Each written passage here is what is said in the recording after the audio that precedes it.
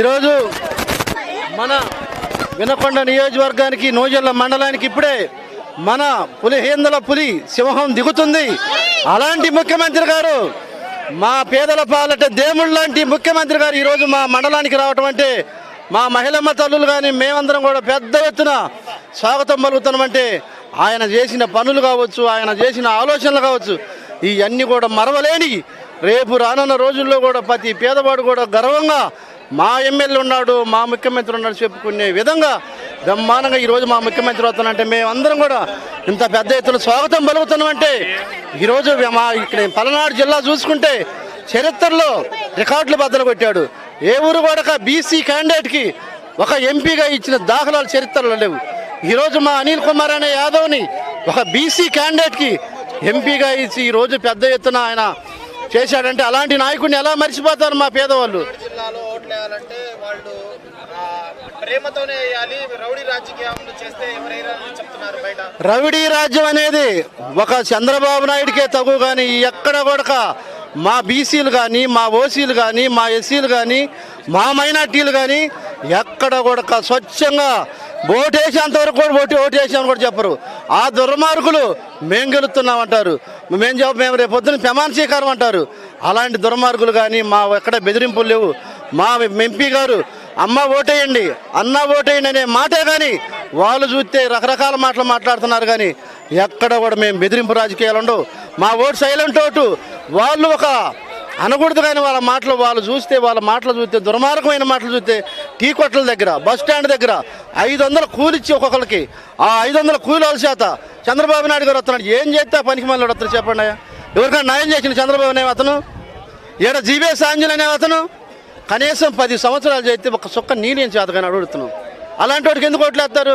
ఈరోజు మా ఎమ్మెల్యే గారు చూస్తే, మా బల్లా వెమ్మనాయుడు గారు చూస్తే పెద్ద ఎత్తున టౌన్కు నీళ్ళు ఇవ్వటం కానీ, ప్రతి రోడ్డు వేయటం కానీ, ప్రతి సంక్షేమం కూడా నేరుగా ముఖ్యమంత్రితో కలిసి ఎక్కడన్నా చిన్న చిన్న ఇబ్బందులు ఉన్నా కూడా ఆ ఇబ్బందులు తీర్చిన నాయకుడు మా ఎమ్మెల్యే గారు కానీ.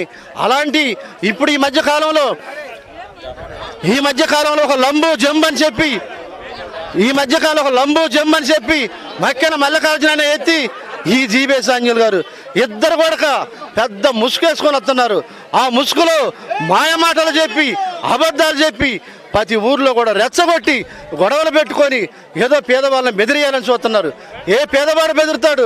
జగనన్నే గుర్తొస్తాడు. అక్కడ ఏ పేదవాడికైనా జగనన్న చూస్తే ఇలాంటి దుర్మార్గులు పారిపోవటమే కానీ ఎక్కడ కూడా వాళ్ళ అదిరింపులకు బెదిరింపులకు పేదవాళ్ళు ఓటేయరు.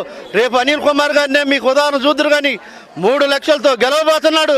ఇక్కడ మా ఎమ్మెల్యే 60 నుంచి 70తో గెలవబోతున్నాడు. ఇలాంటి వాళ్ళు ఏం చేస్తున్నారంటే కేవలం అతను పప్పు అనే అతను ఒక 2 కోట్ల రూపాయలు మా ఇన్నకొండకు పంపించి లక్షకు 2 లక్షలు ఇస్తాం, లక్షకు 3 లక్షలు ఇస్తాం. అదొక బేసారం, వాళ్ళకి బోగస్ బేసారం. అలాంటి వాళ్ళు ఎందుకు గెలిపిస్తారండి? మా ముఖ్యమంత్రి గారు చూస్తే తిరుపతి వెంకటేశ్వర స్వామి ఆ వరం ఇచ్చింది తెలుసో తెలియదో మనకు తెలియదు, కానీ ఈరోజు ఒక దేవుళ్ళలాగా ప్రతి పేదవాడికి వరాలు ఇస్తున్నాడు, ప్రతి పేదవాడికి పదవులు ఇస్తున్నాడు. ఈరోజు నేను బీసీగా యార్డు చైర్మన్ అయ్యానంటే ఎవరు పెట్టిన పిచ్చండి? అది ముఖ్యమంత్రి గారు పెట్టిన పిచ్చ. ఒక ఎస్సీ ఎంపీపీ అని అంటే, ఒక ఎస్సీ సర్పంచ్ అయినంటే మన ముఖ్యమంత్రి గారు పెట్టిన బిచ్చ. ఎలా మర్చిపోతాం మేము? రేపొద్దున ముఖ్యమంత్రి గారి కోసం దేనికైనా తెగిస్తాం, చంపటానికైనా తెగిస్తాం, సావటానికైనా తెప్పిస్తాం. అలాంటి నాయకత్వం ఉంది మా దగ్గర, అలాంటి నాయకులు ఉన్నారు మా దగ్గర. ఏంది బోడోలు గెలిచేది? పవన్ కళ్యాణ్ గారు అన్నాడు, ఆయన గురించి చెప్పుకోవటం వేస్ట్. నిన్న జ్వరం వచ్చిందని పండుకున్నట అందరూ వచ్చి మమ్మల్ని పలకరియమంటాడు. ఎవరు పోయి పలకరిస్తారు? నువ్వు అయిపోయింది నీ చరిత్ర. మా నాయుడు సోదరులు కూడా తెలుసుకున్నారు. మా నాయుడు గారు కూడా అందరూ తెలుసుకొని, నాయనా నిన్ను నమ్ముకుంటే మేము సముద్రంలో దూకటమేను, నిన్ను వదిలేసిమని చెప్పి ఈరోజు మా నాయుడు సోదరులందరూ కూడా బ్రహ్మాండంగా జగనన్న కోసం ఓట్లు వేయాలని రెడీలో ఉన్నారు. పెద్ద ఎత్తున గెలవబోతున్నాం. మా ముఖ్యమంత్రి గారిని మళ్ళీ ఆ పీఠం మీద కూర్చొని బ్రహ్మాండంగా ప్రమాణ స్వీకారం చేసే రోజు కూడా దగ్గర పడ్డాయి. ఇలాంటి దుర్మార్గులు అందరూ పారిపోయే రోజులు దగ్గరుండి రేపు ఆంధ్రప్రదేశ్లో ఎవడు దొరకడు. వేరే ఇతర రాష్ట్రాలు చూసుకోవటం ఈ దుర్మార్గులు మొత్తం అంతే తెలియపరుస్తున్నాను. Please subscribe .news.